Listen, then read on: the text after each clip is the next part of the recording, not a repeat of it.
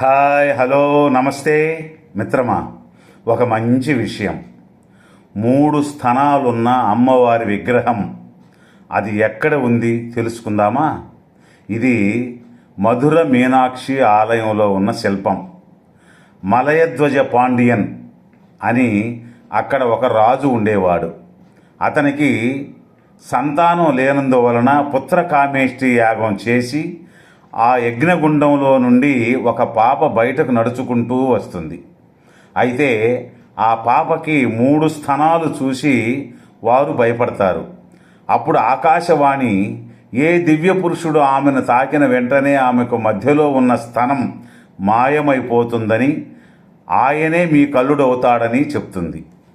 ఆమెకు మీనాక్షి అని పేరు పెట్టి అన్ని విద్యలు విలువిద్యలు నేర్పిస్తే ఆమె పురుషుడులాగా అన్ని రాజ్యాలపై దండెత్తి అందరినీ ఓడించి చివరికి స్వర్గాధిపతిని కూడా ఓడించి ఆఖరికి కైలాసానికి వెళ్ళింది.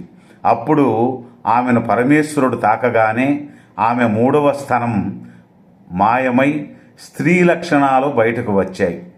అప్పుడు పరమేశ్వరుడు సుందరేశ్వరుడుగా కిందికి దిగివస్తే ఆయన్ని వివాహం చేసుకొని మధురైలో మీనాక్షి అమ్మవారుగా కొలువుదీరింది.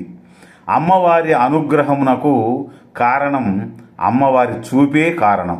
అందుకే అమ్మవారిని మీనాక్షి అని పిలుస్తారు. మీనాక్షి అంటే చేప.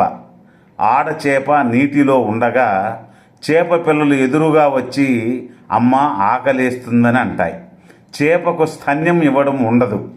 అది ఏం చేస్తుందంటే చేప పిల్లలన్నిటి వంక పరమ దయతో పరమ సంతోషంగా ప్రీతిగా చూస్తుంది. అలా చూడగానే వెంటనే తన చేప పిల్లల కడుపు నిండిపోతుంది. ఇలా చేయగల శక్తి ఈ సృష్టిలో ఒక చేపకి మాత్రమే ఉంటుంది. ఆ విధంగా అమ్మవారిని కూడా ఒక స్తోత్రం సంతోషంగా చేస్తే అమ్మవారు పరమదయతో ఇలా చూస్తుంది. అలా చూడగానే మన కోరికలన్నీ తీరిపోతాయి. అందుకే ఆమెకు మీనాక్షి అని పేరు.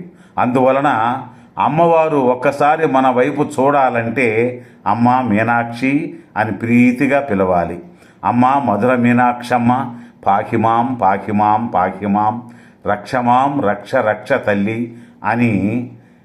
శ్రీమాత్రే నమః. ధన్యవాదాలు. ఈ వీడియోకి ఒక లైక్ చేసి సబ్స్క్రైబ్ చేసుకోండి. Thank you very much. మరలా రేపు ఉదయం ఒక మంచి వీడియోతో కలుసుకుందాం. ధన్యవాదాలు.